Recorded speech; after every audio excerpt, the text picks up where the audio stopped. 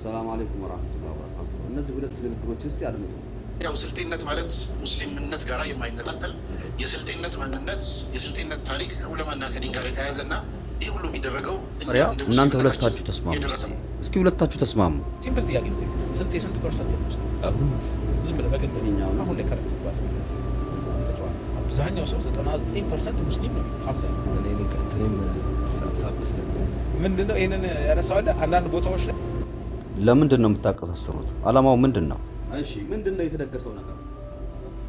የስልጤን ማህበረሰብ ከሌላው ለየት የሚያደርገው ነገር 100% ሙስሊም የሆነ ብሔር እኮ ስልጤ ብቻ አይደለም። የሌሎቹ ግን በተደጋጋሚ ስማቸው እንደዚህ ሲነሳ አንሰማም። ለምሳሌ አፋር አለ። አፋር ጀግና፣ ድንበር ጠባቂ፣ ሀገርን የማያስነካ ሀገርን የማያስደፍር ደጀን የሆነ ህዝብ ነው።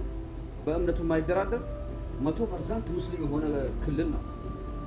ሶማሌ ለምሳሌ ሶማሌ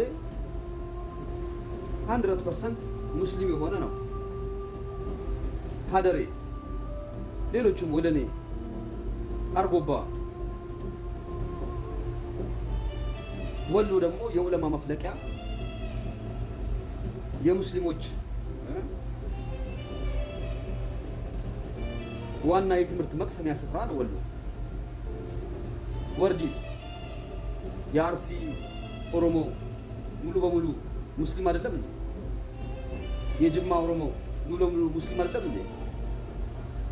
ቦረና።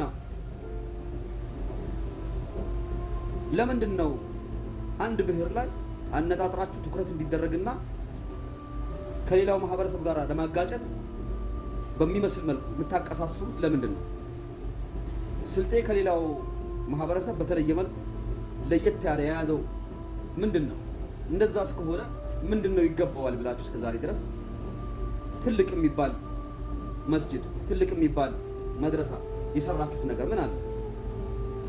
ዛሬ ነው እንደ ስልጤ 100% ወይም ደግሞ 70% ሙስሊም መሆኑ የታወቃችሁ? ድሃ ማህበረሰብ ንጹህ ውሃም ለመጠጣት የተቸገረ ማህበረሰብ ነው። መንገድ የሌለው ነው።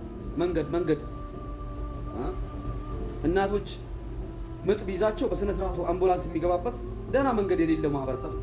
አሁን ነው በቅርብ ጊዜ ትንሽ ቀና ማለት ጀመረ። ለምን ቀና አለ ነው? የስልጤን ማህበረሰብ የምትወዱት ከሆነ ተውት፣ ስሙን ሳታነሱት ዝም ብላችሁ ደግፉት። ልጆቹን ያስተምር።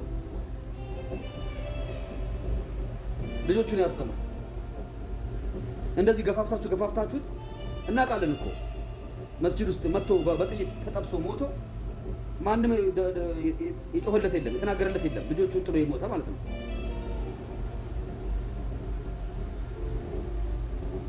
በውሃ ጠም ሲሞት፣ በጎርፍ ደግሞ ሲያልቅ፣ ክረምት ሆኖ ጎርፍ ሲመጣ በስነ ስርዓት እንኳን የጎርፍ መውረጃ ያልተሰራለትና በጎርፍ የሚያልቅ ማህበረሰብ ነው። ተስማሙ እናንተ ሁለት ሰዎች። አንደኛው 70% ነው ይላል፣ ሌላኛው ደግሞ 100% ነው። እስልምናና ስልጤ አይነጣጠሉም እያለ ይናገራል እኮ። ይሁንሽ ይሁን፣ ሁለታችሁ እንዳላችሁት ይሁን። ግን ተውት በቃ። ስልጤ ሃይማኖት ሰበካ ሆነ የፈለጋችሁት እስልምናን ስበኩ። እስልምና የሚለው እኮ ኢነ አክረመኩም ዒንደላሂ አጥቃኩም ነው የሚለው። ከእናንተ መካከል የተከበረው የላቀው እልቅና ያለው አላህ ዘንድ ይበልጥ አላህን የፈራው ነው የሚለው እንጂ አንድ ብሔር ነጥሎ አይደለም የሚለው። በብሔር እልቅና የለም። እልቅና ያለው በእስልምና ነው፣ በዲን ነው። ይበልጥ አላህን በመፍራት ነው። ስለዚህ ነገር ስበኩ። ዘረኝነትን ማስፋፋት፣ በአንደኛው ላይ ዘረኝነት እንዲገባ ማድረግ፣ አንዱ